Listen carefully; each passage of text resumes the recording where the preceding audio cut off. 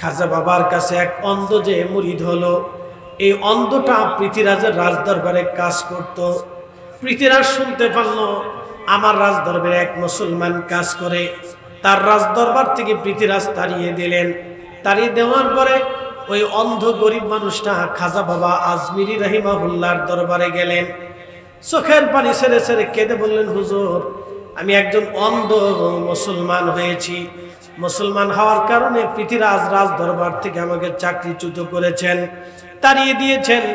হুজুর আমি গরিব মানুষ, যদি চাকরি না থাকে আমি না খেয়ে মারা যাব, বাচ্চা কাচ্চা নিয়ে আমার কষ্ট হবে। ওগো আল্লাহর ওলি, আপনি যদি একটু অনুরোধ করে বলে দেন তাহলে আশা করা যায় পৃথ্বীরাজ আপনার চিঠি অনুযায়ী কথা অনুযায়ী আমাকে চাকরিতে আবার পুনরায় বহাল দিবে। হুজুর আপনি একটু দয়া করেন। খাজা বাবা আজমির একটা চিঠি লিখলেন, হে পৃথ্বীরাজ, আমি গরিবে নওয়াজ মাইনুদ্দিন চিস আজমিরি সেঞ্চুরি বলতেছি, আপনি আমার অন্ধ মুরিদকে আপনার দরজা থেকে বিতাড়িত করে দিয়েছেন। সে অত্যন্ত পীড়িত এবং দরিদ্র। আমি খাজা আজমিরি আপনাকে অনুরোধ করতেছি, আপনি তাকে আপনার রাজ দরবারে পুনরায় চাকরিতে বহাল করে দেন। চিঠিখানা পাওয়ার পরে রাজা পৃথ্বীরাজ চিঠিখানা ছিঁড়ে ফেলে দিল। এক ফকিরে চিঠি লেখছে, তার জন্য আবার চাকরি ফেরত দিতে হবে? বেটা আমি এত বড় বাচ্চা? অন্ধ মুরিদ কেঁদে কেঁদে আসলেন, হুজুর হুজুর পৃথ্বীরাজ আপনার চিঠি ছিঁড়ে ফেলে দিয়েছে, হুজুর পৃথ্বীরাজ আপনার চিঠি ছিঁড়ে ফেলে দিয়েছে। খাজা বাবা আজমিরি রাহিমাহুল্লাহ বেজার হলেন, আর একখানা চিঠি লেখলেন। চিঠির মধ্যে লেখা, পৃথ্বীরাজ তোমাকে আমি এক মুসলিম সেনাপতির হাতে তুলে দিলাম। বন্ধু খুব মনোযোগ দিবেন, ওই সময় মোহাম্মদ ঘুরি সিন্ধের সীমান্ত এলাকা, মাত্র 1,20,000 সৈন্য নিয়ে তিনি অপেক্ষায় করতেছিলেন। ভারত আক্রমণ করবে কি করবে না চিন্তায় বসেছিলেন, কিন্তু সাহস পাইতেছিলেন না, কারণ একবার দুইবার যুদ্ধ করে তিনি হেরে গেছেন। খুব চিন্তায় সৈন্যবাহিনী নিয়ে তিনি ভারত আক্রমণ করবে কিনা। পৃথ্বীরাজ তখন বিশাল ন্যাটো বাহিনী জোট করেছে, ভারত বড় বড় রাজা বাদশা দিয়ে সে ন্যাটো বাহিনী জোট করেছে। ঠিক মোহাম্মদ ঘুরি রাত্রিবেলা ঘুমায়। খাজা বাবা আজমিরি রহিমাহুল্লাহ মোহাম্মদ ঘুরিকে স্বপ্নের মাধ্যমে ডাক দিলেন, হে মোহাম্মদ ঘুরি, আমি খাজা বাবা আজমিরি তোমাকে দাওয়াত দিচ্ছি, তুমি ভারতবর্ষ আক্রমণ করো, আমার দোয়া থাকবে তোমার সাথে। একবার জোরে বলা যাবে কি মারহাবা? বুঝাইতে পারছি? বুঝে যান। মোহাম্মদ ঘুরি আর দেরি করেন নাই, তিনি চিন্তা করলেন সামান্য সুযোগ আমার। 1,00,000 সৈন্য নিয়ে তিনি রওনা করলেন পানিপথ। ভারতের একটা প্রদেশের এলাকার নাম পানিপথ। পানিপথ প্রান্তরে পৃথ্বীরাজ বিরাট বড় সৈন্য জোগাড় করলেন। সারা ভারতবর্ষ রাজা বাদশাদের রাজ দরবার থেকে তারা সৈন্য পাঠাইল। মোট সৈন্য দিয়ে 3,00,000 সৈন্যের বিরাট শক্তিশালী সৈন্য ফৌজ নিয়ে পৃথ্বীরাজ পানিপথের প্রান্তরে 1,20,000 সৈন্যের সামনে বিরাট বাহিনী তার দাঁড়িয়ে গেল। বিরাট সৈন্যবাহিনী দেখে মোহাম্মদ ঘুরি প্রথম দিকে চিন্তায় পড়ে গেলেন, এত বিরাট বড় সৈন্যবাহিনী নিয়ে পৃথ্বীরাজ এবার আসছে, একবার আমি যুদ্ধে হেরে গেলাম, আবার যদি হেরে যায় মুসলমানের ইজ্জত আর শরম ইজ্জত থাকবে না। মোহাম্মদ ঘুরি চিন্তা করলেন, না, আমাকে একজন মহান আল্লাহর ওলি দাওয়াত করেছেন, এই জমিন আক্রমণ করার জন্য বিজয় আল্লাহ আমাকেই দিবে, কারণ ওলিদের দোয়া আসমান থেকে ফিরে আসে না। ইতিহাস ভুলে গেছেন, ইতিহাস মনে নেই আপনাদের। অনাইছেন সুন্নতার বেদাত, আমার নামাজে ভুল ধরতেছেন না, আমার নামাজে ভুল ধরতেছে। ইস বিরাট বড় নামাজি, দেশের নামাজ যারা কায়েম করছে তারা আমার নামাজ শিখিয়ে দিয়েছে। কথা কন না খায়, আমরা কিভাবে নামাজ পড়বো শিখিয়ে দিয়ে গেছে, একবারে রসুলের তরিকায় শিখিয়েছে। মাইন্ডে তরিকা না, নবীর তরিকা শিক্ষা দিয়েছে।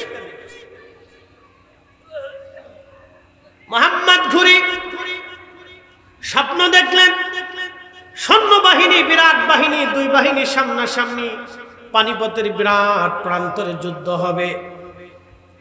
যুদ্ধের জন্য সবাই প্রস্তুতি হয়ে গেলেন। বুঝতেই পারতেছেন যুদ্ধটা কিন্তু কোনো ছেলে খেলা, ফুটবল খেলা, ক্রিকেট খেলা আর হাডুডু খেলা না। যুদ্ধ হলো মারতে হবে, মরতে হবে, মারতে হবে, মরতে হবে। রক্তের খেলা এটা, মারতে হবে, মরতে হবে। তা বিরাট বড় সৈন্য ফৌজের সামনে মুহাম্মদ ঘুরি দাঁড়িয়ে গেলেন। যুদ্ধ চলতেছিল, দীর্ঘদিন যুদ্ধ চলল। যুদ্ধ দীর্ঘদিন গড়াইতে লাগলো। যুদ্ধ প্রচন্ড আকার ধারণ করলো। বহু মুসলমান সৈন্য হতাহত হলো। মুসলমানরা ময়দানে দাঁড়াইতে পারে না। মুহাম্মদ ঘুরি একটা দূত মারফত খাজা বাবা আজমিরির কাছে লোক পাঠাইলেন, তাড়াতাড়ি যাও, খাজা বাবা আজমিরিকে যায় বলো মুহাম্মদ ঘুরি যুদ্ধের ময়দানে বিপদগ্রস্ত হয়ে গেছে। আজকে খাজা বাবার দোয়া ছাড়া মুহাম্মদ ঘুরির আর কোনো সম্বল নাই। একবার জোরে বলা যাবে কি মারহাবা। চিঠি এসে গেল আজমির শরীফে। খাজা বাবা আজমির রাহিমাহুল্লাহর হাত সাথে কাছে চিঠি এসে গেল।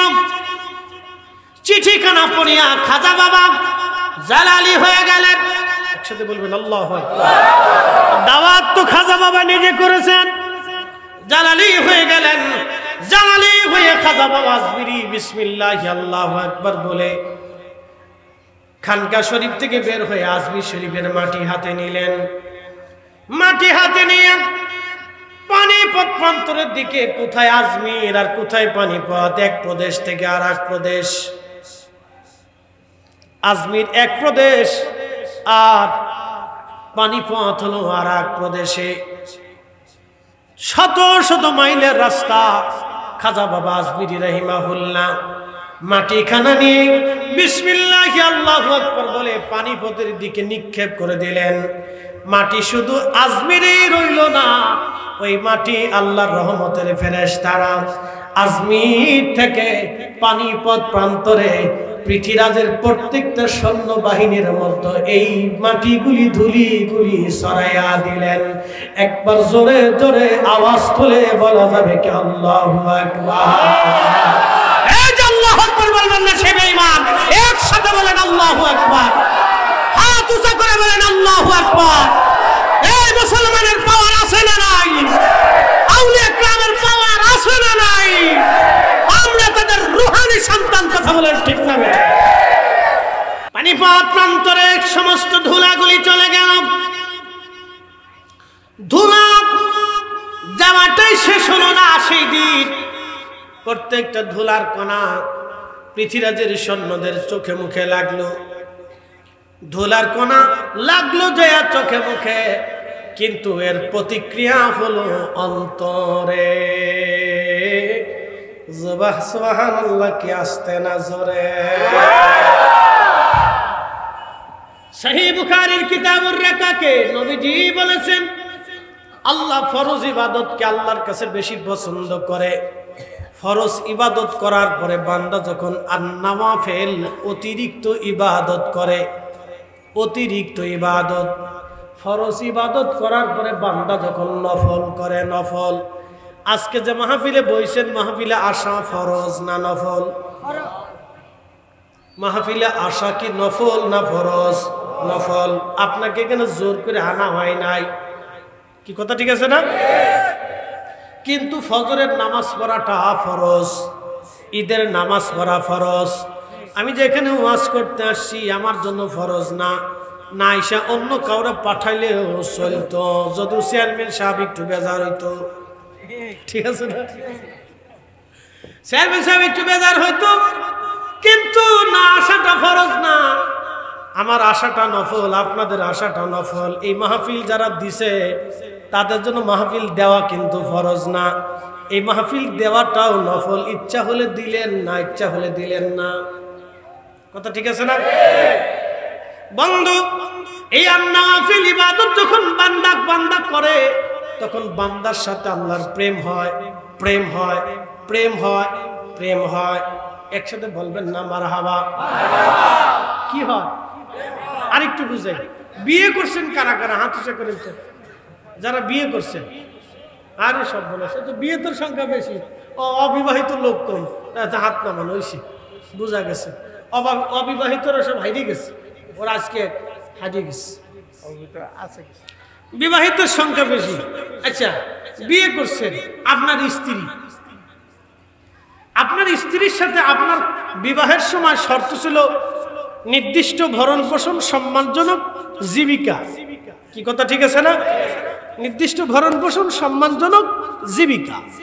স্ত্রীর সাথে আপনার শর্ত হলো এটা, আপনি যা পারবেন স্ত্রীকে তাই দিবেন, আপনার সামর্থ্য অনুযায়ী আপনি তাই দিছেন।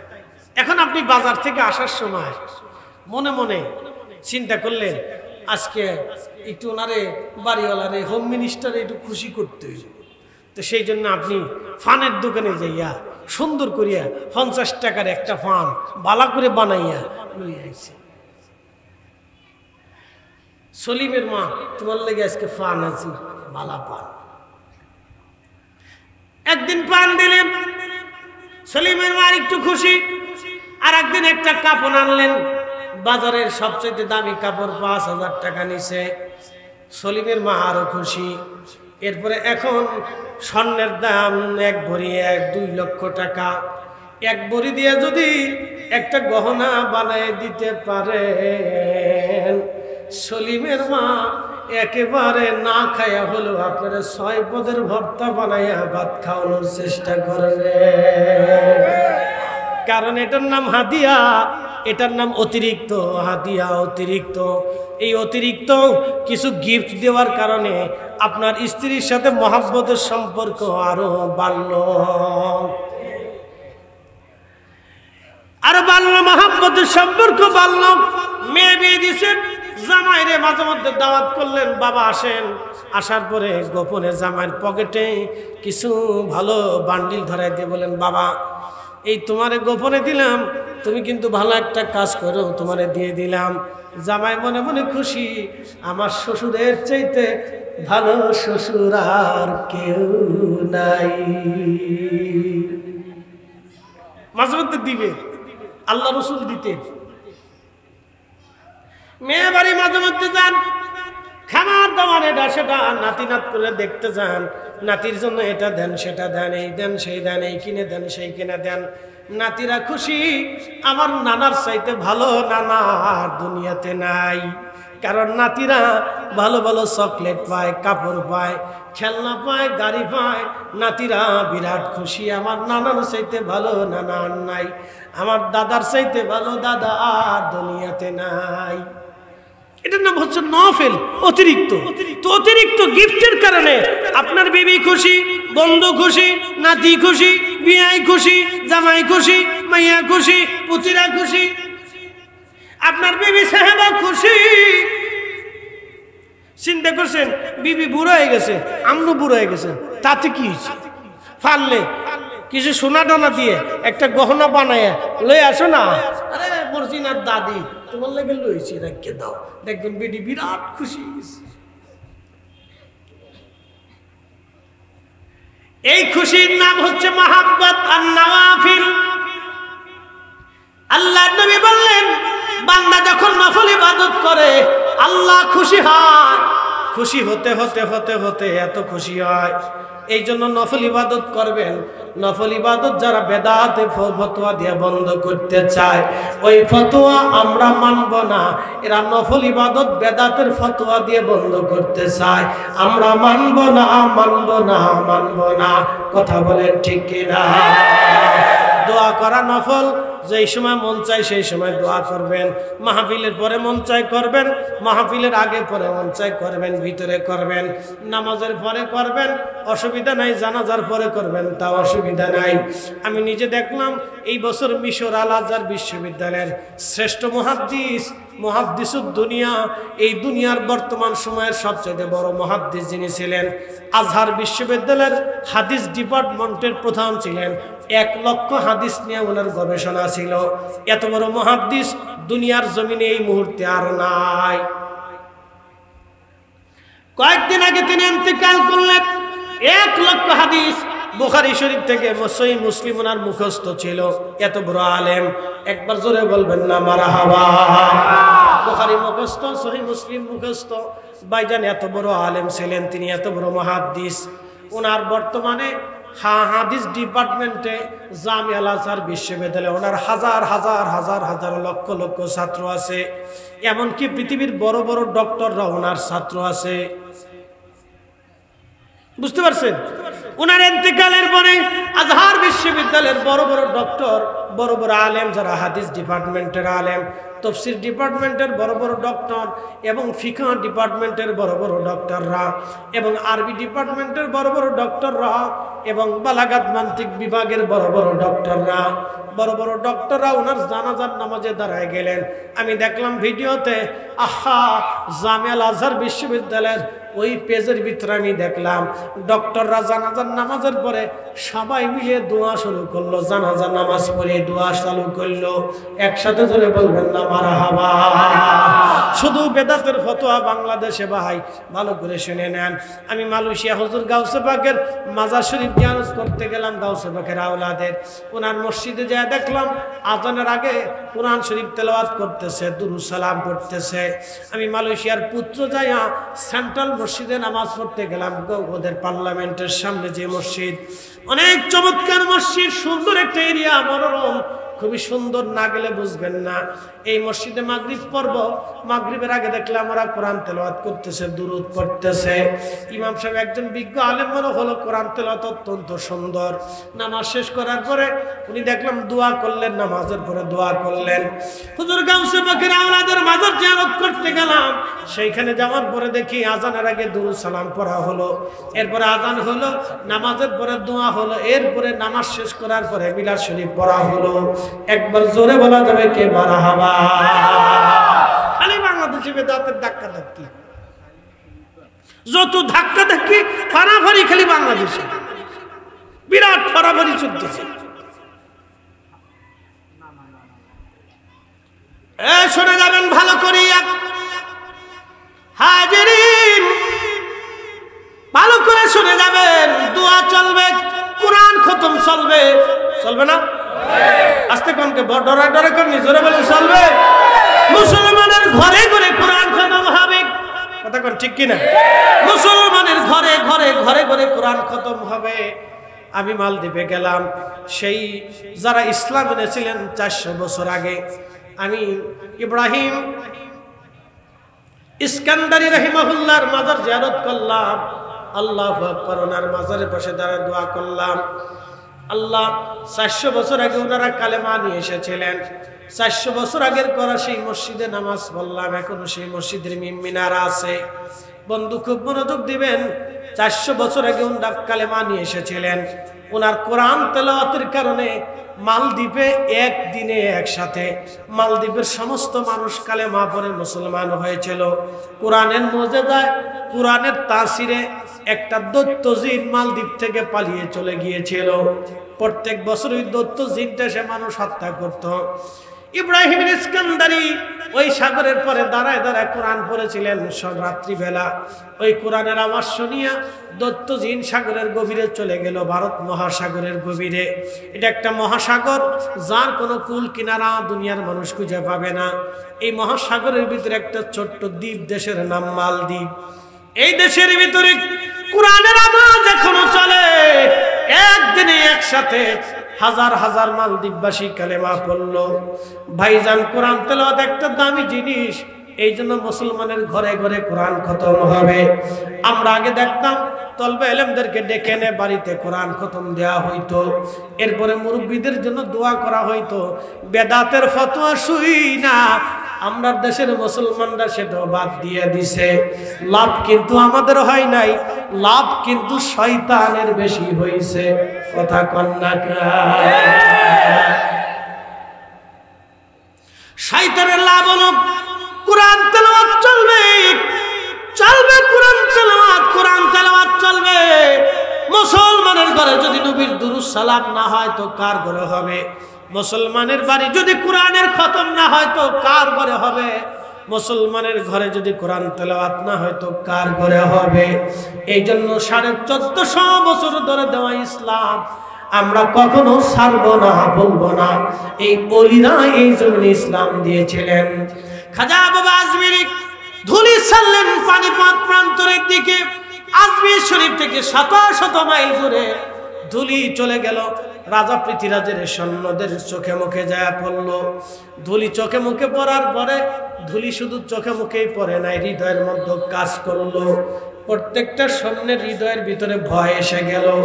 ভয় আসার পরে হৃদয় পরিবর্তন হয়ে গেল, ভীতির সঞ্চার হলো, তারা ভয় পাইতে লাগলো।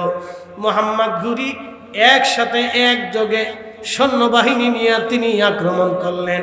আর মুসলমানদের হৃদয়ে জিহাদের জজবা আসলো, শাহাদাতের তামান্না আসলো।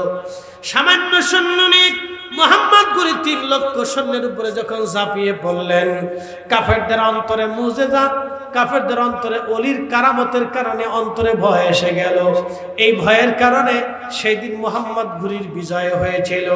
তার মানে মুসলমানদের বিজয়ের পিছনে আল্লাহর ওলিদের দোয়া আছে। দোয়া ছাড়া বিজয় কারো হয় নাই। কথা বলেন ঠিক কিনা? এই জন্য অলির দরকার আছে না? আমরা অলিদেরকে ভালোবাসি আল্লাহর জন্য, আল্লাহর জন্য। আল্লাহ নবী বললেন সাবধান, কিয়ামতের ময়দানে আমার আল্লাহ আরশে মুআল্লার নিচে ওলিদের জায়গার ব্যবস্থা করে দিবে। লা খাউফুন, তাদের কোনো ভয় নাই, ওয়ালা হুম ইয়াহজানুন, তাদের কোনো চিন্তা নাই, তারা পেরেশান হবে না।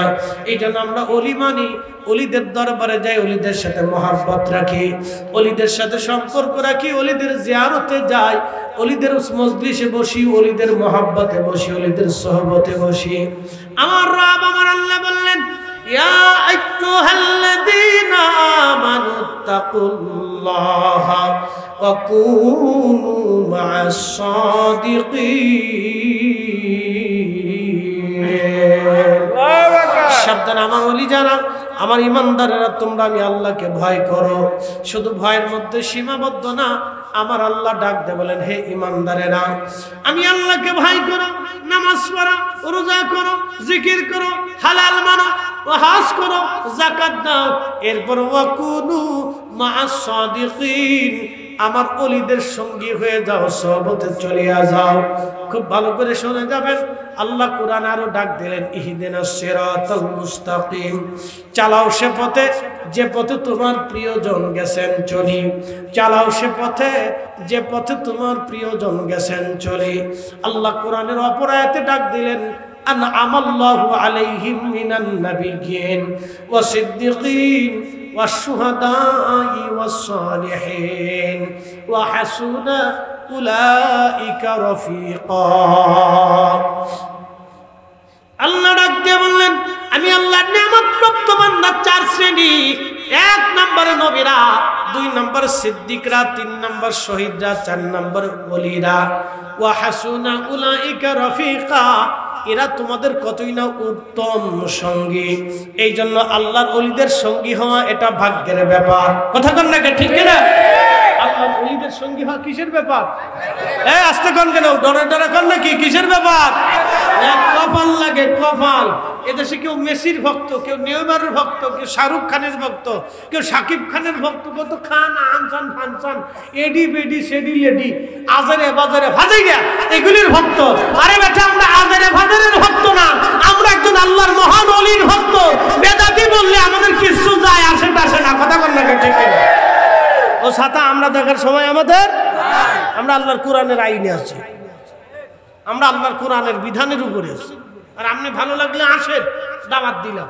সবাই ওলি হয় না, দুনিয়াতে বহু রুহু আছে। কেউ আছে সুর, কি আসতে কনক মসজিদে জুতা চুরি করে, মসজিদের টাকা চুরি করে, ফ্যান চুরি করে, কি আছে না ভাই? কোন রুহু আছে গান জুটি ও গাঁজা খায়, কোন রুহু আছে বাবা খোর, কোন রুহু আছে লুচিয়ে, কি কথা করলে গাছটা বলে, কোন রুহু আছে এই আদলে নামাজ একটু পরে একটু পরে একটু পরে পরে আও বাও কিছু বুঝে সুঝে না। কোন রুহু আছে সনাতনী, কোন রুহু আছে মাজুসি, আগুনের পূজা করে, কোন রুহু আছে শিখ, গুরুদুয়ারায় যায়, কোন রুহু আছে লালনের ভক্ত, লালনের আখড়ায় যায়, কোন রুহু আছে খ্রিস্টান, যারা খ্রিস্টান ধর্ম মেনে চলে, কোন রুহু আছে আপনার এই ইয়াজিদি, তারা ইয়াজিদি ধর্ম মানে। ইয়াজিদি কিন্তু একটা ধর্মের নাম, ভালো করে শুনি না। বর্তমান পৃথিবীতে 3000-এর উপরে ধর্ম আছে। কোন রুহু আছে আল্লাহ, খোদা, যিশু, ভগবান, বৌদ্ধ কিছু মানে না।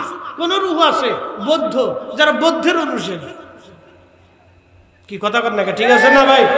কোন রুহু আছে খারিজি, কোন রুহু আছে রাফিজি, কোন রুহু আছে শিয়া, কোন রুহু আছে মুতাজিলা, কোন রুহু আছে জবারিয়া। আবার একদল রুহু আছে তারা আহলে সুন্নাত ওয়াল জামাত। কি আসতে গন্ডে জোরে বলেন। এ খাজা বাবা আজমিরি কি সবাই হইতে পারছে? মঈনুদ্দিন দেশে বহু আছে, কিন্তু মঈনুদ্দিন চিশতির মতো নাই। হযরত বাহাউদ্দিন কিন্তু দুনিয়াতে বহু আছে, বাহাউদ্দিন নকশবন্দ বুখারীর মতো নাই। আজ ইসমাইল বুখারী দুনিয়াতে বহু আছে, কিন্তু হযরত ইমাম ইসমাইল বুখারী রাহিমাহুল্লাহর মতো কেউ নাই। নুমান বিন নুমান দেশে দুনিয়াতে বহু আছে, কিন্তু ইমামুল আজম নুমান বিন সাবিতের মতো নাই। আবু ইদ্রিস দেশে বহু আছে, কিন্তু ইমাম আবু ইদ্রিস আশ-শাফিঈর মতো নাই। হযরত আব্দুল কাদের দেশে বহু আছে, কিন্তু আব্দুল কাদের জিলানীর মতো নাই। কথা কন না, ঠিক কিনা? সবাই কিন্তু হুসাইন হয় নাই, সবাই কিন্তু হাসান হয় নাই। আল্লাহ হাসান আর হুসাইনের রুহুকে আলাদা মঞ্জুর করছে। সবাই কিন্তু ফাতেমা হয় নাই, ফাতিমাতুজ জাহরার রুহুকে আল্লাহ আলাদা মঞ্জুর করেছে। সবাই কিন্তু আলী হয় নাই, আলীর রুহুকে আল্লাহ আলাদা মঞ্জুর করেছে। সবাই কিন্তু রাহমাতুল লিল আলামিন হয় নাই, রাহমাতুল লিল আলামিনকে আল্লাহ আলাদা মঞ্জুর করেছে। সবাই নবী হয় নাই, নবীদের রুহুকে আল্লাহ আলাদা মঞ্জুর করেছে।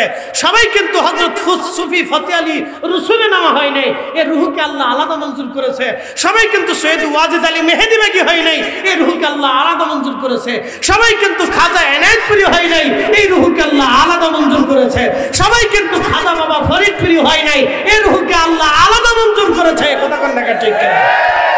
আর আমরা আল্লাহ মঞ্জুর করেছে তাদের মুহিব্বিন মুহিব্বিন মুহিব্বিন ওয়া হাসুনা উলাইকা রাফিকা, উত্তম বন্ধু, উত্তম সঙ্গী। আমরা এক উত্তম বন্ধু নির্বাচন করেছি, এক উত্তম অভিভাবক বানিয়েছি। তিনি কে? খাজা বাবা ফরিদপুরি, আমাদের উত্তম অভিভাবক। এমন এক অভিভাবক জীবনে কোনোদিন আমাদেরকে ভালো পথ ছাড়া খারাপ পথ কোনোদিন দেখায়নি। আল্লাহর পথ ছাড়া কোনোদিন শয়তানের পথ দেখাই নেই। এই জন্য আল্লাহ বলছে হাসুনা উলাইকা রাফিকা, তামাম জগতের মধ্যে তারা তোমাদের উত্তম বন্ধু। তা আমরা বাইসে বাইসে উত্তম বন্ধু বানাইছি, বাইসে বাইসে বাইসে বাইসে একবার জাগা মতো হাত দিছি। বুঝাইতে পারছি না আপনাদেরকে? কে কি কইলো ওদিকে কান দেওয়ার সময় আমাদের।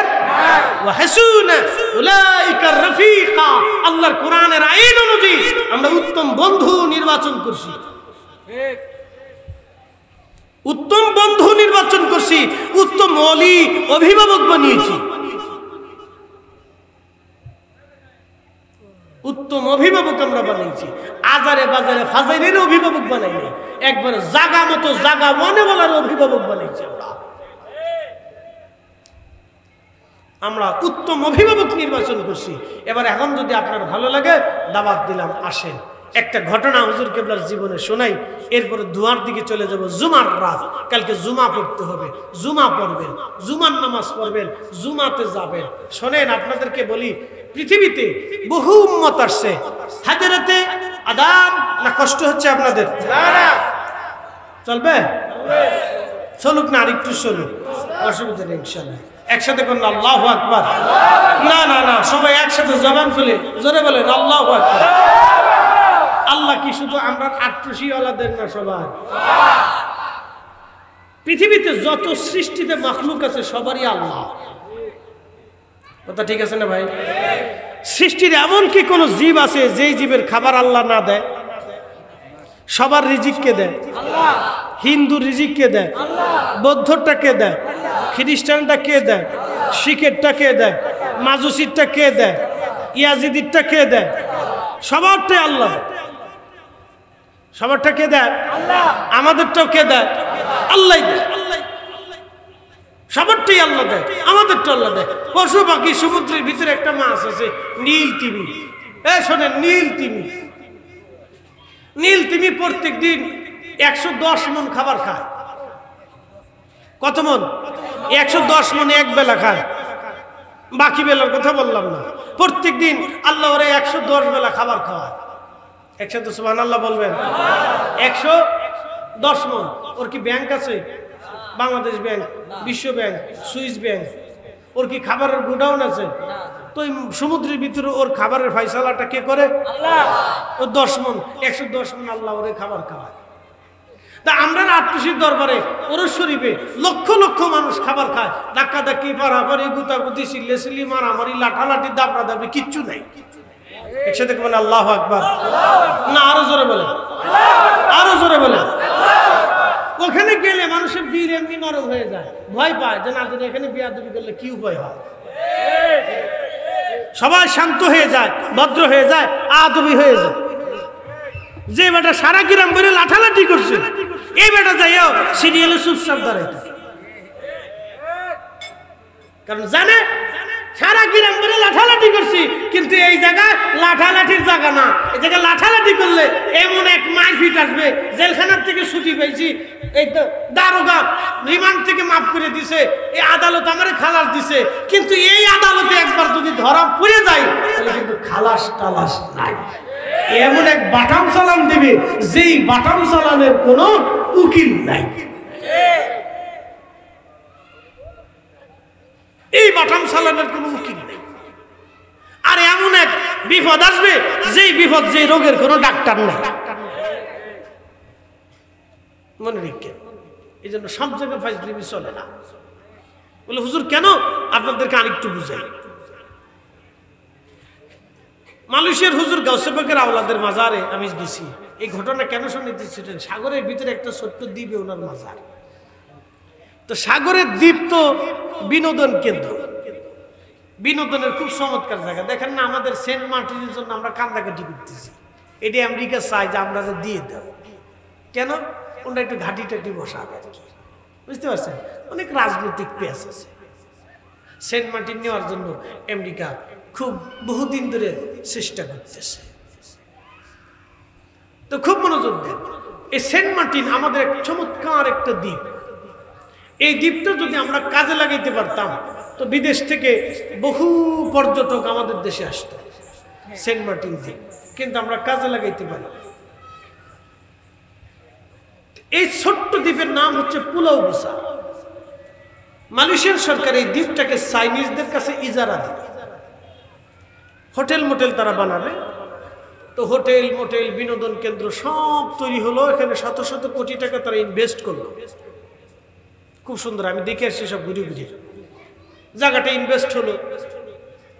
তো চাইনিজদের হোটেল মোটেল তো বুঝতেই পারতেছেন, এখানে মদ খাবে, গান বাজনা হবে, নাচানাচি হবে, জেনা হবে, আরো কত নিকৃষ্ট কাজ, দুনিয়ার যত নিকৃষ্ট কাজ ওখানে হবে।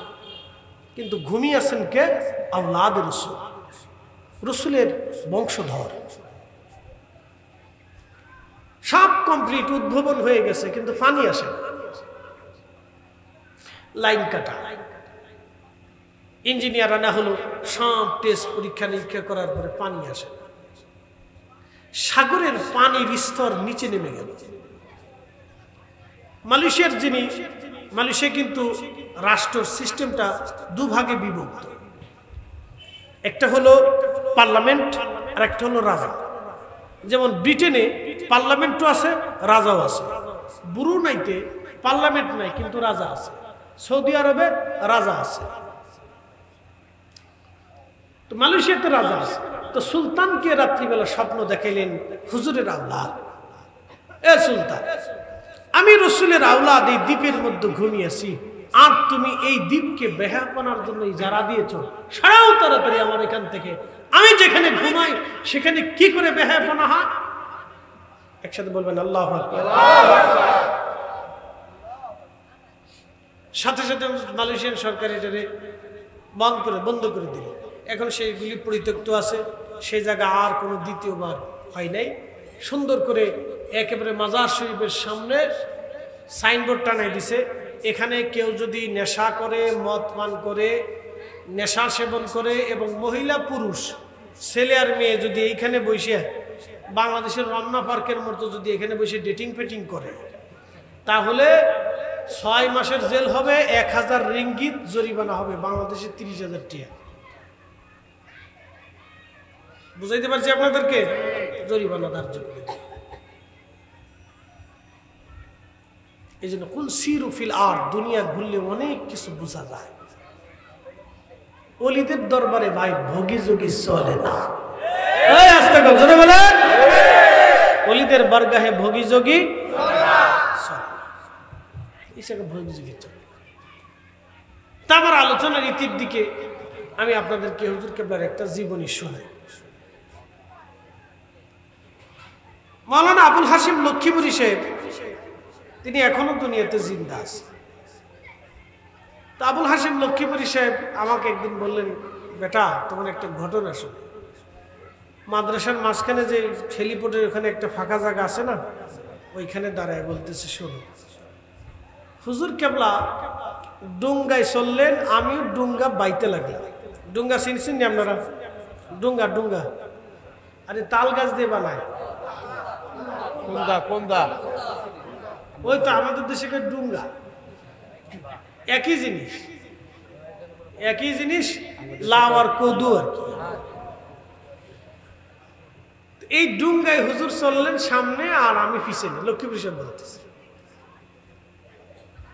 এখন যেখানে হেলিপোর্ট আর মাদ্রাসা, এখানে কিন্তু খাল ছিল, আর বর্ষাকালে প্রচুর পানি হইত। এই মাদ্রাসার এই বরাবর ডুঙ্গা আমি বাইতে বাইতে আনছি। হুজুর একটা মাটির ঢিল ছুড়লেন হেলিপোর্টের দিকে। ঢিল ছুড়ে বললেন, বাবা লক্ষ্মীপুরী, এখানে একটা হেলিপোর্ট হবে, দেশের প্রেসিডেন্ট নামবে। হুজুর বলতেছে, বাবা এখানে একটা হেলিপোর্ট হবে, দেশের প্রেসিডেন্ট এখানে নামবে। লক্ষ্মীপুরী সাহেব মনে মনে চিন্তা করলো, আল্লাহ এই কথা যদি কালকে আমি আটটুসির মানুষের কাছে কই, তা আমারও ফিটাইব, গালিমন্দও কইব। আরেকটা ঢিল ছুঁড়ে মাদ্রাসার দিকে দিয়ে বলেন, বাবা লক্ষ্মীপুরী, এখানে অনেক বড় একটা মাদ্রাসা হবে। লক্ষ্মীপুরী সাহেব বলেন, বাবা আমি যেখানে দাঁড়ায় রয়েছি এখানে ছিল পানি, ডুঙ্গাই করে এখানে আসছি, আজকে মাদ্রাসাও দেখছি, প্রেসিডেন্টও দেশে নামছে। হুজুর কেবলা যা বলছিলেন আল্লাহর পক্ষ থেকে তাই হয়েছে। একসাথে বলবেন আল্লাহু আকবার। যোগ শ্রেষ্ঠ মহাকলি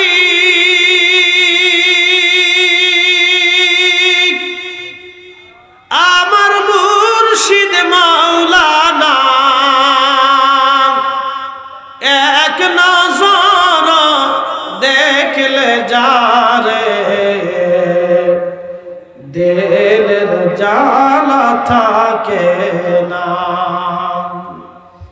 ওরে এক নজর দেখলে যারে দিলের জ্বালা থাকে না। একটু জবান খুলে পড়েন আল্লাহুম্মা সাল্লি আলা মাওলানা মুহাম্মাদ আলা আলি সাইয়্যিদানা মাওলানা মুহাম্মাদ। প্রিয় উপস্থিতি, লম্বা বাড়াবো না। হুজুর কেবলার জীবন থেকে ছোট্ট একটা কারামত আপনাদেরকে শোনাইলাম। এটার নাম হচ্ছে আহলুল কাশফ। যারা আহলুল কাশফ থাকেন তাদের কাছে কাশফের মাধ্যমে আল্লাহর পক্ষ থেকে কিছু ফয়সালা আসে, যেই ফয়সালাগুলি ওনারা মানুষের সামনে উপস্থাপন করতেন। আহলুল কাশফ ছিলেন, কাশফের অধিকারী ছিলেন। বা জান, এটা দুনিয়ার কোনো বিজ্ঞানের বিদ্যা না, এই বিদ্যাটা হল আল্লাহ প্রদত্ত একটা বিদ্যা। দুনিয়ার বিজ্ঞানের একটা সূত্র আছে, ফ্যান চলতেছে, এটার বৈজ্ঞানিক একটা ব্যাখ্যা আছে এবং সূত্র আছে। মাইক চলতেছে, এটার বৈজ্ঞানিক সূত্র আছে এবং ব্যাখ্যা আছে। বিদ্যুৎ চলতেছে, বৈজ্ঞানিক সূত্র আছে, ব্যাখ্যা আছে। আপনার আমার জীবনের হৃদয়ের স্পন্দন চলতেছে, বলেন বিজ্ঞানের কোন সূত্র আছে? আস্তে কোন জোরে বলেন আছে? আমাদের চোখ দিয়ে আলো দেখি, নূর দেখি, আল্লাহ আমাদের চোখে নূর দিছে, সৃষ্টি দেখা যায়। এখানে কি বৈজ্ঞানিক কোন সূত্র আছে? জমিন দুনিয়াতে আছে, এখানে কি বৈজ্ঞানিক কোন সূত্র আছে? একই বাংলাদেশে 6টা ঋতু আছে, একই আসমানের নিচে দেশ মালয়েশিয়াতে একটা ঋতু আছে, একই আসমানের নিচে একটা দেশ মালদ্বীপে সারা জিন্দেগি এক ঋতু। একই আসমানের নিচে দেশ আছে রাশিয়া, একেবারে মাইনাস শীত। একই দেশ আছে নরওয়ে, একই দেশ সৃষ্টির আসমানের নিচে একই দেশ নরওয়ে, 6 মাস পর্যন্ত সূর্যই উঠে না। সুবহানাল্লাহ কইলেন না আপনারা? আবার 3 মাস পর্যন্ত সূর্য ডুবেই না, ডুবে থাকে, উঠে না। একসাথে বলবেন আল্লাহু আকবার। একই আসমানের নিচে। বলেন কোন বৈজ্ঞানিক সূত্র আছে? এইগুলি সূত্র কার? না না, হয় না, হয় না, আরো জোরে বলেন সূত্র কার? খাজা বাবা আজমিরি আজমির থেকে ধুলি নিক্ষেপ করে পানিপথে পাঠাইলেন, বৈজ্ঞানিক কোন সূত্র আছে? এই সূত্র কার সূত্র? খাজা বাবা ফরিদপুরি বলে দিলেন হেলিপোর্ট হবে, মাদ্রাসা হবে, তখন আর লক্ষ্মীপুর হিসেবে বিশ্বাস হচ্ছিল না। বলেন এখানে কি কোনো বৈজ্ঞানিক সূত্র আছে? এই সূত্রটা কার? তো বুঝে যাবেন এটা, এই সূত্র। আটটুসির দরবারের ডাইল খেয়ে, তামারও খেয়ে বহু মানুষের ক্যান্সার ভালো হয়েছে। বলেন বৈজ্ঞানিক কোন সূত্র আছে? এই সূত্র কার? আল্লাহ। এটাই বুঝে যাবে। কিছু কিছু সূত্র আছে বৈজ্ঞানিক কোন সূত্র নেই, এটা আল্লাহর সূত্র। বলে সৃষ্টি বৈজ্ঞানিক সূত্র চলে না, আল্লাহর সূত্রে চলে। সৃষ্টি বৈজ্ঞানিক নিয়মে চলে না, আল্লাহর নিয়মে চলে। ওলিরা বিজ্ঞানের সূত্রে চলে না, তারা আল্লাহর নিয়মে চলে। কথা ঠিক কিনা? তাদের ইবাদতটাও আল্লাহর নিয়মেই হয়। এই জন্য যে কথাগুলি আপনাদের সামনে উপস্থাপন করলাম, এগুলি মেনে মেনে চলার চেষ্টা করবেন। কিন্তু একটা কথা শুনে যাবেন, আপনি জীবনে যত সূত্রই মানেন, যত কাজই করেন, হালাল খাবার যদি না খান তাহলে কিন্তু বিপদ আছে। কথা কন না, জোরে বলেন। আচ্ছা, অজু ছাড়া নামাজ হয় না? অজু ছাড়া নামাজ হয় না? হালাল খাবার ছাড়া ইবাদত কবুল হয় না। এই জন্য হালালকে আল্লাহ আমাদেরকে কবুল করো, তৌফিক দিক। সকলে বলেন আমিন। তরিকতপন্থীরা আমরা হালাল ইনকাম করব, হালাল রুটি রুজি করব। আজকে দেখলাম চট্টগ্রামে গার্মেন্টসে আগুন ধরিয়ে পড়ে গেছে। আহা, কোটি কোটি টাকা দেশের সম্পদ নষ্ট হয়ে গেছে, শত শত হাজার কোটি টাকার সম্পদ নষ্ট হয়ে গেছে, আগুনে পুড়িয়ে মিসমার হয়ে গেছে। ওই গার্মেন্টসগুলি একবারে সাগরের পাড়ে। আমি ওই রাস্তা দিয়ে ট্যানেল দিয়ে তারপরে মাহফিলে যাই, একবারে সাগরের পাড়ে যে ট্যানেলের রোড আছে, ট্যানেল রোডের বাম পাশে, ট্যানেলে যাওয়ার সময় বাম পাশে। চট্টগ্রামে যে পতেঙ্গা সমুদ্রের নিচ দিয়ে যে ট্যানেল আছে, এই ট্যানেলের বাম পাশে, যাওয়ার সময় বাম পাশে আগুনে পুড়িয়ে শত শত কোটি কোটি টাকার সম্পদ নষ্ট হয়ে গেছে। অনেক শ্রমিক বেকার হয়ে যাবে আজকে, অনেক ধনী আহা মুহূর্তের ভিতরে গরিব হয়ে গেল। মানে কিছু নিয়েন না, অনেক ধনী কিন্তু মুহূর্তের মধ্যে এখন কি হয়ে যাবে? দরিদ্রতা এসে যাবে। কিছু করার নেই। সরকার যদি সাহায্য না করে তাহলে তারা আর ঘুরে দাঁড়াইতে পারবে না, কারণ শত শত কোটি কোটি টাকার সম্পদ পুড়িয়ে মিসমার হয়ে গেছে। নদীর এপার ভাঙ্গে অপার করে, এই তো নদীর খেলা। সকাল বেলার ধনী রে তুই ফকির সন্ধ্যা বেলা। সকাল বেলার ধনী রে তুই ফকির সন্ধ্যা বেলা।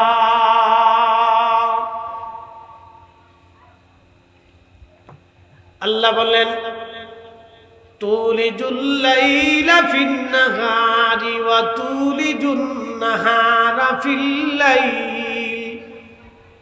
রাত থেকে দিন, দিন থেকে রাত আমি বের করে দেই, রাত থেকে দিন, দিন থেকে রাত আসে।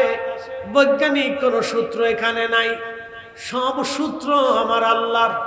আল্লাহর আইনে শীতকালে দিন ছোট হয়ে যায়, রাত বড় হয়ে যায়। কথা কর না কেন?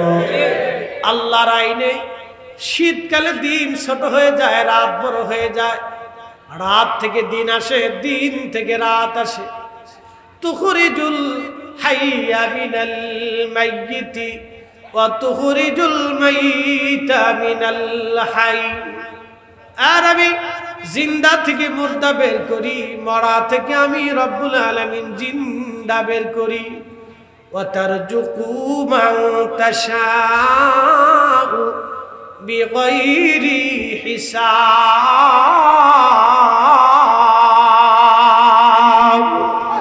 আমি যাকে খুশি তাকে অগণিত রিজিকের মালিক আমি আল্লাহ বানাই দেই, যাকে খুশি তাকে আমি আল্লাহ রিজিক খাওয়াই খাওয়াই খাওয়াই। একসাথে জোরে বলবেন কি মারহাবা। আজকে চেয়ারম্যান সাহেব আপনারে হরিণের গোশত খাওয়াইছে, কন্যা মারহাবা। খুব মনোযোগ দিবেন ভাইজান, এইগুলি সব আল্লাহর দেওয়া জিনিস। আল্লাহু আকবার। যেই সময় যেটা বরাত আছে ওই সময় নসিব হইবে। মরুভূমিতে গেলে উটের গোশত পাবেন, উটের গোশত পাবেন, ভেড়ার গোশত পাবেন, ছাগলের গোশত পাবেন। বন্ধু আমার খুব মনোযোগ দিবেন। আজকে যারা চট্টগ্রামের গার্মেন্টসগুলি পুড়ে পুড়ে শেষ হয়ে গেল, ওই মালিক যিনি আছেন তার শত শত কোটি কোটি টাকা একবারে আগুনে পুড়ে গেল। হাজার হাজার কর্মচারীরা আজকে থেকে বেকার হয়ে যাবে। যতদিন চাকরি না পাবে ততদিন পর্যন্ত তাদের আর রুটি রুজির কোনো ফায়সালা নাই।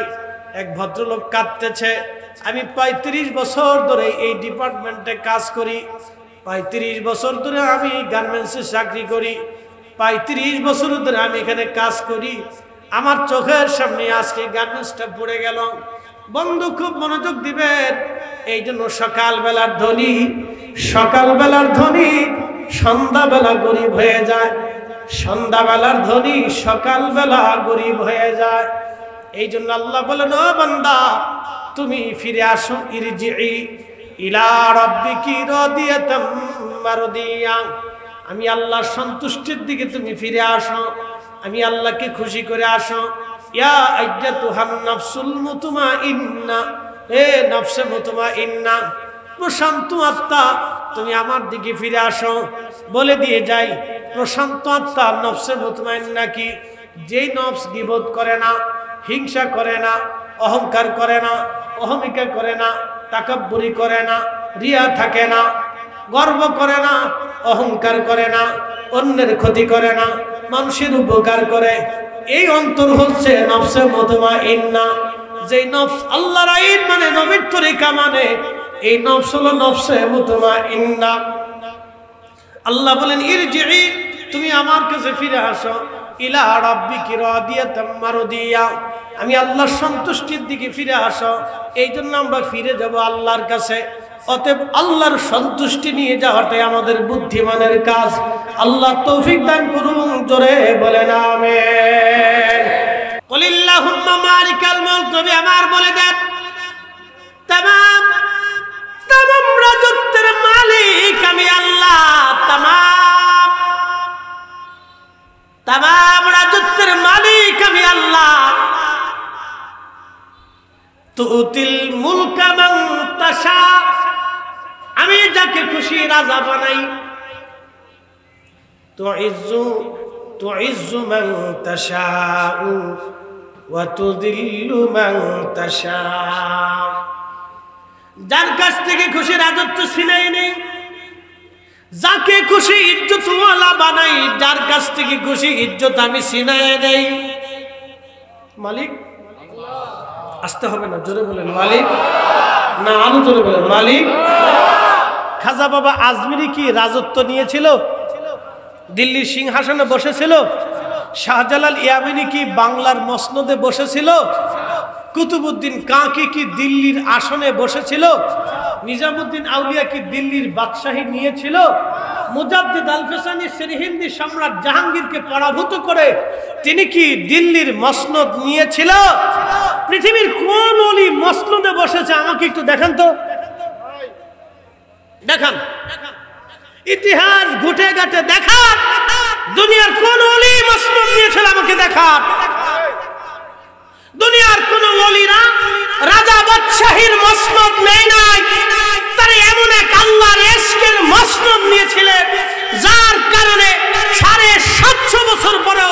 এদেশের আমির উমরা রাজা বাদশা মন্ত্রী আর এমপি প্রধানমন্ত্রীরা শাহজালাল ইয়ামানের দরগায় যায় বসে থাকে ভিখারির মতো কথা বলে, ঠিক না বেটা? কি ভাবতেছেন? খাজা বাবা আজমিরি 1000 বছর আগে চলে গিয়েছেন, কিন্তু এখনো ভারতবর্ষের আমির উমরা রাজা মহারাজারা খাজা বাবা আজমিরির দরগাহে বসে ভিখারির বেশে বসে থাকে। একসাথে বলবেন আল্লাহু আকবার। কোনটা কি দুনিয়ার বাদশাহী নিছেন, আখিরাতের বাদশাহী নিছেন? আসলটা নিছে, নকলটা নেই। কথা ঠিক কিনা? আসলটা নিছে, নকলটা নেই। মনে রেখে আল্লাহ বললেন, কুলিল্লাহুম্মা মালিকাল মুলক তুতিল মুলকা মান তাশাউ তানজিউল মুলকা মিম্মান তাশাউ ওয়া তুইজ্জু মান তাশাউ ওয়া তুদিল্লু মান তাশাউ বিয়াদিকাল খায়র। ও বান্দা, আমি যাকে খুশি রাজত্ব দেই, যার কাছ থেকে খুশি রাজত্ব ছিনাই নেই, যাকে খুশি ইজ্জত ওয়ালা বানাই, যার কাছ থেকে খুশি ইজ্জত ছিনাই নিয়ে যাই। সব আমার হাতে। একসাথে বলবেন আল্লাহু আকবার। কার হাতে? কখনো তোমাকে যদি ভুলি, হেদায়েতের আলো জেনে নিয় কাছে তুলি। কখনো তোমাকে যদি ভুলি, হেদায়েতের আলো জেনে নিয় কাছে তুলি। ঠাই দিও প্রিয়তম ওগো মহিয়ান, তুমি রহমান, তুমি মেহেরবান, তুমি রহমান, তুমি মেহেরবান। অন্ধ গাহে না শুধু তোমারি গুণগান, বুঝে বুঝে না তবু শান, তুমি রহমান, তুমি মেহেরবান। কিন্তু আমরা এমন এক হতভাগা জাতি, আমাদের দেশে বই বিক্রি হয় ফুটপাতে আর জুতা বিক্রি হয় এসি রুমে। সে দেশে শিক্ষকের কি দাম হবে? শিক্ষকরা বেতনের লেগে মারামারি করতেছে সরকারের সাথে, সরকার তাদের সুযোগ মতো ফিটাইতেছে। বই বিক্রি হয় ফুটপাতে, জুতা বিক্রি হয় এসি রুমে। এই দেশে শিক্ষার কি মূল্য হবে বলেন তো? শিক্ষক তার প্রাপ্যের জন্য রাস্তায় যদি শিক্ষকের নামতে হয়, তাহলে আমাদের আছে কি ছাতা? কি কথা কর না কেন? আমাদের আছে কি? কিচ্ছু নেই। যে দেশে শিক্ষার মূল্য, শিক্ষকের মূল্য বেশি হবে, সে দেশে শিক্ষার মূল্য বেশি হবে। কথা কন, নাচতে কন, বেতনে বলেন। শিক্ষকের মূল্য তো বেশি থাকার কথা, তার বেতন বেশি থাকার কথা, সুযোগ সুবিধা বেশি থাকার কথা। ডিসি এসপি রুমে, এসপি সাহেবের কাছে, ডিসি অফিসে তার দাম থাকার কথা। কি কথা কন না? অথচ শিক্ষক অসহায়ের মতো, মিসকিনের মতো বসে থাকে।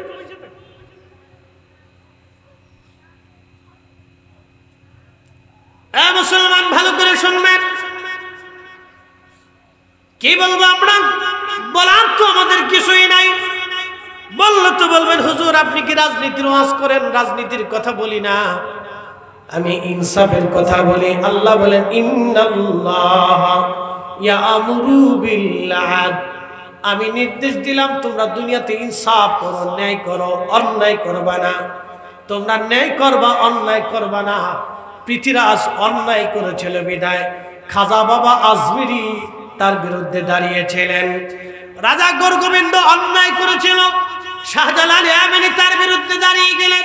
সম্রাট আকবর অন্যায় করেছিল বিদায় মুজাদ্দিদ আল ফেসানি তার বিরুদ্ধে দাঁড়িয়ে গেলেন। কথা কন না কেন? যুগে যুগে যুগে যুগে যেখানে ন্যায়কে হত্যা করা হয়েছিল, সেখানে ন্যায় প্রতিষ্ঠিত করার জন্য আল্লাহর বুজুর্গরা দাঁড়িয়ে গিয়েছিলেন। যখন আরবের মানুষ অন্যায় ন্যায়কে হত্যা করে অন্যায়কে তারা প্রতিষ্ঠিত করলো, আইয়ামে জাহিলিয়াত চলে আসলো, নিজের কন্যা সন্তানকে জীবন্ত কবর দিল। সে সময় আমার আল্লাহ আখিরি নবীকে পাঠাইয়া এই ধরা ধামে ন্যায় প্রতিষ্ঠিত করলো। একবার জোরে বলা যাবে কি মারহাবা। আল্লাহুম্মা সাল্লি আলা হ্যাঁ জবান খোলে মুহাম্মাদ আলা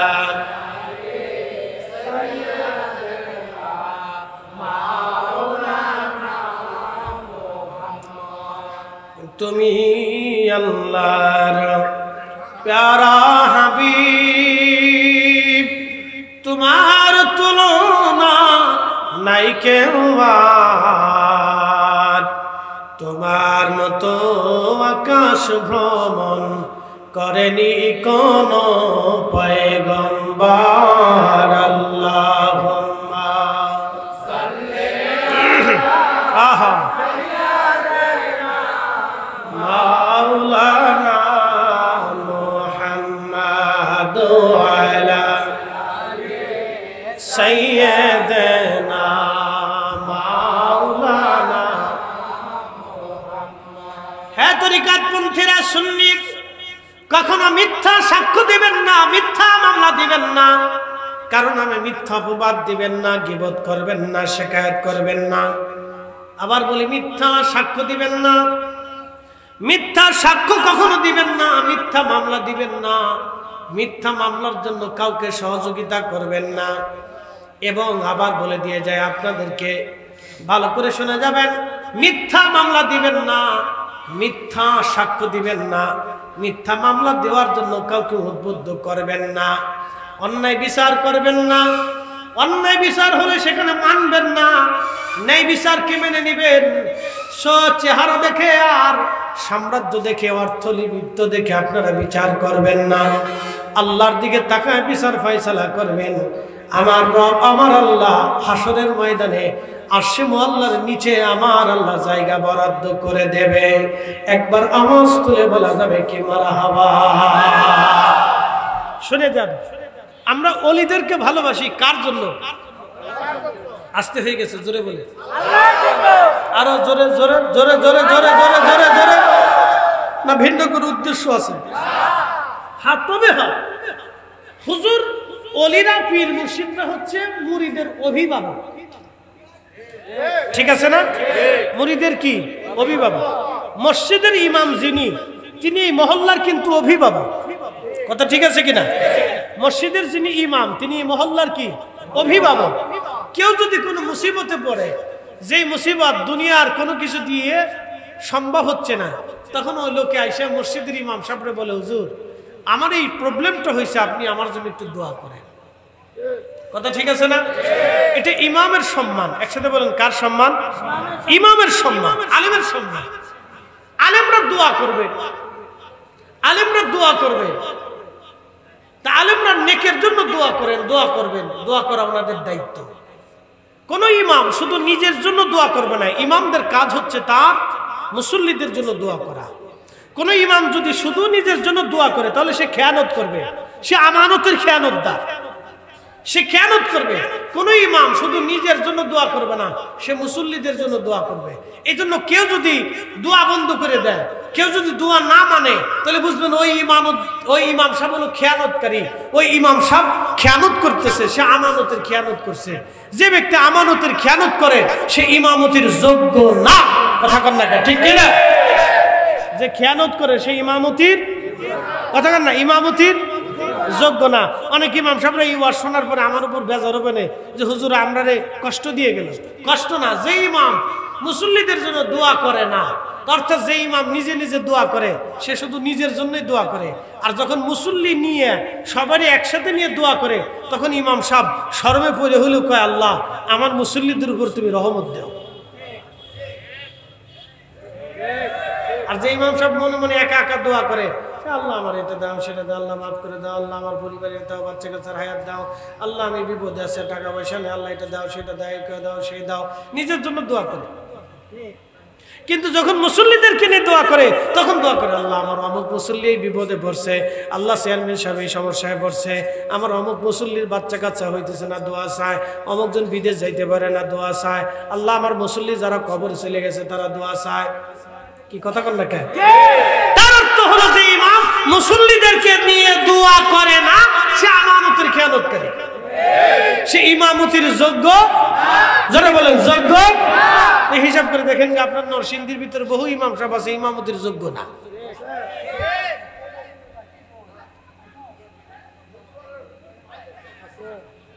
ফেস লাগছে না? ফেস না, হিসাব সহজ, হিসাব সহজ। আপনি ইমামতি করেন, আপনার কাজ কি? আপনার কাজই তো আমার মুসিবতে বিপদে সমস্যায় আপনি আমার জন্য দোয়া করবেন। কথা ঠিক আছে না? আমাকে আপনি ভালো কাজের উপদেশ দিবেন, খারাপ কাজ থেকে ফিরেই রাখবেন। কি কথা ঠিক আছে কিনা? প্রত্যেক ইমামের দায়িত্ব কিন্তু এটা যে মুসল্লিদেরকে খারাপ কাজ থেকে ফিরাবে, ভালো কাজের জন্য উদ্বুদ্ধ করে নসিহত করে বুঝাবে।